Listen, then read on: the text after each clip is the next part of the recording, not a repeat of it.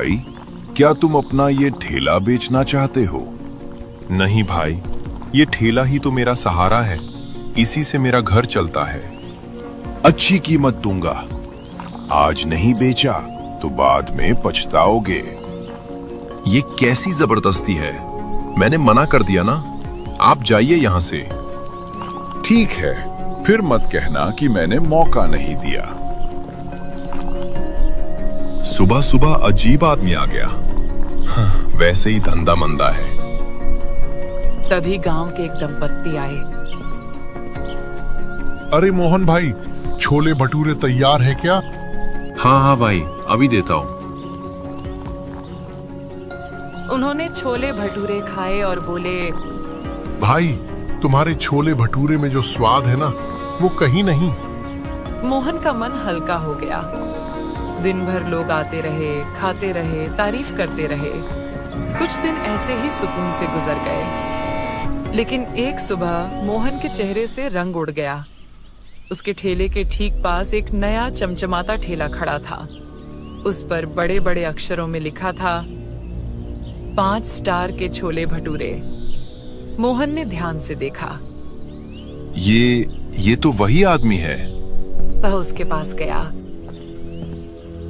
भाई, ठेला अच्छा लगाया है, लेकिन गांव वाले तो मेरे पास ही आते हैं। आप कहीं और लगाइए। बाजार सबका है मोहन। देखते हैं लोग किसके पास जाते हैं। कुछ ही देर में गांव वाले आने लगे। चमकते ठेले और बड़े नाम को देखकर लोग उधर मुड़ने लगे। मोहन दूर से सब देखता रहा। उसके ठेले पर सन्नाटा था। शाम तक बस गिने चुने ग्राहक आए। मोहन ने ठेला समेटा और भारी मन से घर की ओर चल पड़ा। रास्ते में चलते चलते मोहन की नजर सामने से आते अपने दोस्त संदीप पर पड़ी। अरे मेरे छोले भटूरे के किंग, आज इतना उदास क्यों दिख रहा है? काहे का किंग भाई, मेरे छोले भटूरे तो डूब गए। क्यों भाई, ऐसा क्या हो गया? मोहन ने सारा किस्सा सुना दिया। नया चमकता हुआ 5 स्टार ठेला, भीड़ का उधर जाना और अपने ठेले पर पसरा सन्नाटा। संदीप कुछ देर चुप रहा। अगर ग्राहकों को वापस लाना है तो एक रास्ता। क्या रास्ता है भाई? जितने पैसे लगेंगे मैं दे दूंगा। बात पैसों की नहीं है मोहन, तुझे कुछ और देना होगा। कुछ और? मतलब? तुझे पता है ना, हमारा गांव किस चीज के लिए मशहूर है? मोहन का चेहरा सख्त हो गया। नहीं भाई, वो नहीं, उसमें बहुत खतरा है। देख, अगर ग्राहक चाहिए तो ये कदम उठाना ही पड़ेगा। कल तक सोच ले, फिर मुझे बता देना। इतना कहकर संदीप चला गया। मोहन कदम कदम पर भारी सोच के साथ घर पहुंचा। घर में बैठा था कि तभी रमा पास आकर बोली, मोहन जी, क्या हुआ? इतना परेशान क्यों हो? मोहन ने सारी बात बता दी। नया ठेला, ग्राहक और संदीप का सुझाया रास्ता। रमा का चेहरा पीला पड़ गया। नहीं मोहन, अगर हम एक बार उस रास्ते पर चले गए तो जीवन भर उसी की सेवा करनी पड़ेगी। रमा, कुछ तो करना ही पड़ेगा। यूं हाथ पर हाथ धरकर बैठना भी तो ठीक नहीं। जबलपुर का वह गांव सिर्फ मेहनती लोगों के लिए नहीं, एक और चीज के लिए मशहूर था, काला जादू। गांव के बाहर एक बाबा रहते थे जो वर्षों से इस विद्या में माहिर थे। कहते थे उनके जादू से कई गरीब अमीर बने। अगर यही आखिरी रास्ता है तो मैं इस पर चलूंगा।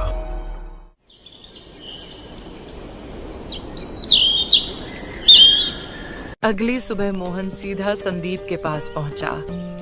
उसकी आंखों में डर भी था और मजबूरी भी। संदीप, चल, अब हम भी काला जादू करेंगे। संदीप ने उसे गहरी नजर से देखा। दोनों गांव के बाहर जंगल में एक गुफा में गए। वहां अजीब सी गंध फैली हुई थी। मोहन, तुम ही काला जादू कराना चाहते हो ना? मोहन चौंक गया। जी बाबा जी, लेकिन आपको कैसे पता? चेहरे से नहीं, मन से पहचानता हूँ। बोलो, क्या चाहिए? बाबा जी, मेरा चोले भटूरे का धंधा ठप हो गया है। एक नया ठेला आ गया है। मुझे बस अपने पुराने ग्राहक वापस चाहिए। ठीक है, हो जाएगा, लेकिन कीमत चुकानी पड़ेगी। जो कहेंगे करूंगा बाबा जी। बाबा ने पास से एक काली कपड़े में लिपटी गुड़िया निकाली। इसे किसी को बताए बिना किसी सुनसान जगह गाड़ देना और हर मंगलवार इसे मटन या चिकन खिलाना। अगर भूल गए तो? जिस दिन चूक हुई, जादू उल्टा हो जाएगा और तुम्हारा पूरा परिवार खतरे में पड़ जाएगा। ठीक है बाबा जी, मैं सब याद रखूंगा। गुफे से निकलते ही मोहन ने उस गुड़िया को गांव के बाहर एक खेत में गाड़ दिया। अगली सुबह जैसे ही मोहन ने ठेला खोला, चमत्कार हो गया। एक के बाद एक ग्राहक आने लगे। अरे मोहन भाई, आज तो यहीं खाने का मन किया। तेरे छोले में आज अलग ही स्वाद है। नया 5 स्टार ठेला खाली पड़ा था। उसका मालिक हैरान था। आज ये सब इसके पास क्यों जा रहे हैं? मोहन का दिल खुशी से भर गया, पर उसे क्या पता था कि ये खुशी सिर्फ कुछ दिनों की मेहमान थी। उधर एक किसान उस खेत में काम कर रहा होता है। तभी उसे वही गुड़िया मिल जाती है। किसान उसे अपने साथ ले जाता है। कुछ दिन सब कुछ ठीक चलता रहा। मोहन के ठेले पर फिर से रौनक लौट आई थी। ग्राहक हंसते बोलते आते, खाते और तारीफ करके जाते। मोहन के चेहरे पर भी सुकून था, लेकिन उसके दिल के किसी कोने में एक अजीब सी घबराहट हमेशा बनी रहती थी। फिर आया पहला मंगलवार। सुबह सुबह मोहन ने रमा से कहा, सुनो रमा, आज अच्छे से 1 किलो मटन बनाना। आज उसका पहला दिन है। ठीक है मोहन जी, मैं बना दूंगी। रमा ने मसालेदार मटन बनाया। खुशबू पूरे घर में फैल गई। मटन देते समय उसने फिर चिताया, ध्यान रखना मोहन जी, जरा सी भी गलती भारी पड़ सकती है। मोहन चुपचाप सिर हिलाकर मटन की प्लेट लेकर उसी खेत में गया जहां उसने गुड़िया गाड़ी थी। उसने बिना इधर उधर देखे प्लेट रखी और जल्दी से लौट आया। उसे क्या पता था कि उस जगह अब गुड़िया थी ही नहीं। दूर से एक किसान यह सब देख रहा था। वह हैरानी से बोला, अरे ये आदमी पागल है क्या? खेत में मटन रखकर चला गया। किसान को काले जादू के बारे में कुछ पता नहीं था। उसने सोचा, जाने दो, मुझे भी बड़ी भूख लगी है। वैसे भी यहाँ रखे रखे कौवे खा जाएंगे। वह मटन की प्लेट उठाकर पेड़ के नीचे बैठ गया और मजे से खाने लगा। शाम को मोहन देखने आया। जहां मटन रखा था वहां कुछ भी नहीं था। मोहन खुश होकर बोला, लगता है उसे मटन बहुत पसंद आया। प्लेट तक नहीं छोड़ी। घर आकर उसने रमा से कहा, कौन सा मसाला डाला था रमा? उसने तो प्लेट भी चट कर दी। अब तो हर मंगलवार मटन ही बनाना पड़ेगा। रमा ने भी राहत की सांस ली। दोनों उस रात चैन की नींद सो गए।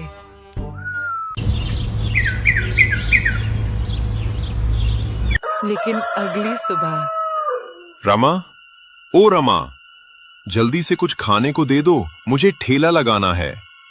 कोई जवाब नहीं। मोहन ने पूरा घर छान मारा। रमा, कहाँ हो तुम? ऐसे बिना बताए वो कहीं नहीं जाती।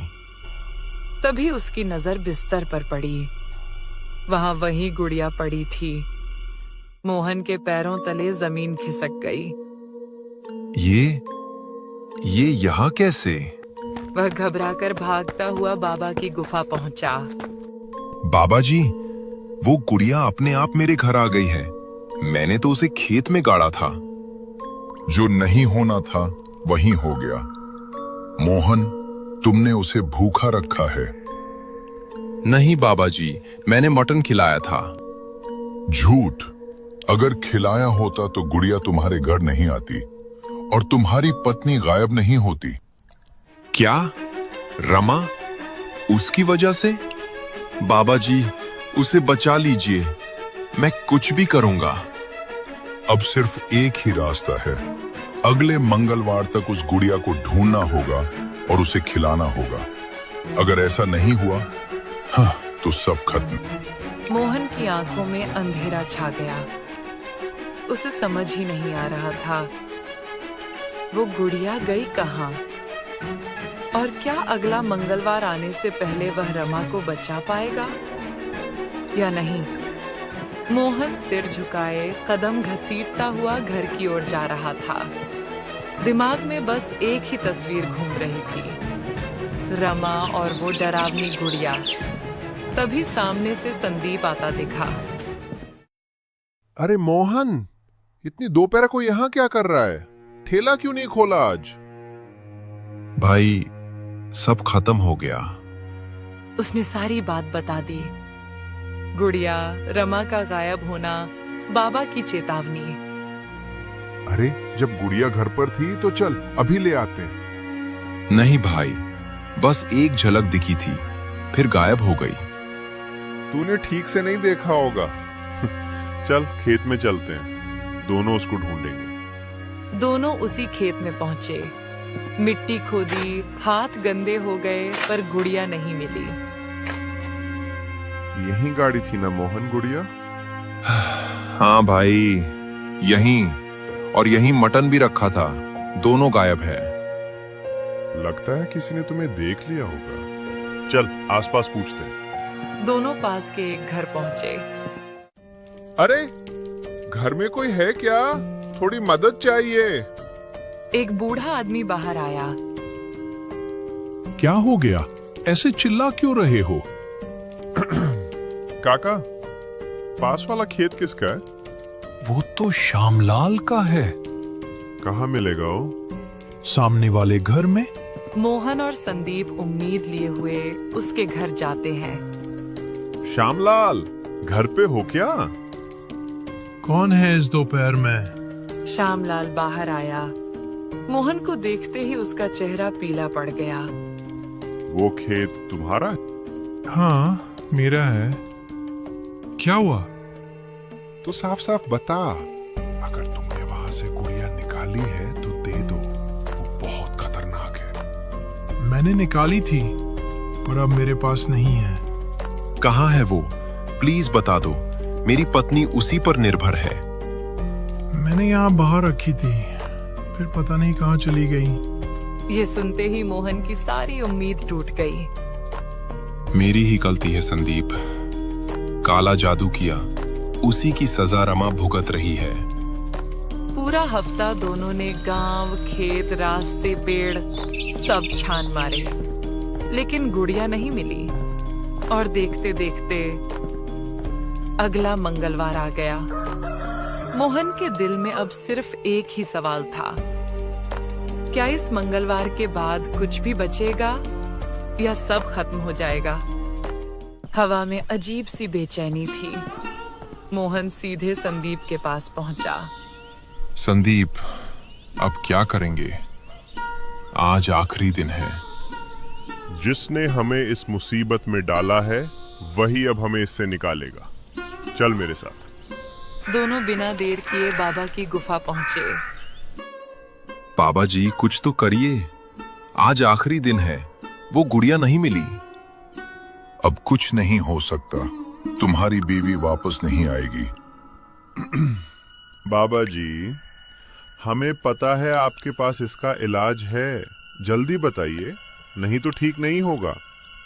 तुम मुझे धमकी दे रहे हो? तुम्हारी इतनी औकात? हाँ बाबा जी, और ये भी पता है कि आपको हर रात दारू चाहिए होती है, और वो दारू मेरा दोस्त किशोर ही आपको लाकर देता है। बाबा कुछ देर चुप रहे, फिर बोले, एक उपाय है। मैं तुम्हें एक और गुड़िया दूंगा। उसे उसी जगह गाड़ देना और कहना, मेरा पीछा उस पहली गुड़िया से छुड़ाओ और मुझे आजाद करो।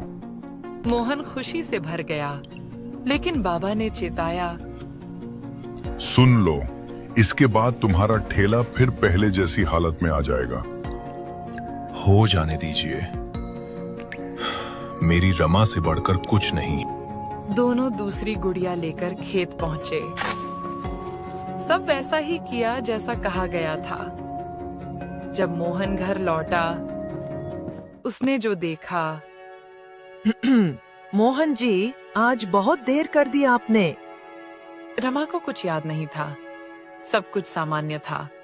समय बीता। मोहन ने कसम खाई, अब कभी गलत रास्ता नहीं चुनेगा। उसने गांव छोड़कर दूसरी जगह ठेला लगाया। धीरे धीरे उसके छोले भटूरे फिर मशहूर होने लगे कि दूर दूर से लोग आने लगे। आज मोहन सिर्फ ठेले वाला नहीं था, वो करोड़ों कमाने वाला, गांव का करोड़पति छोले भटूरे वाला बन चुका था।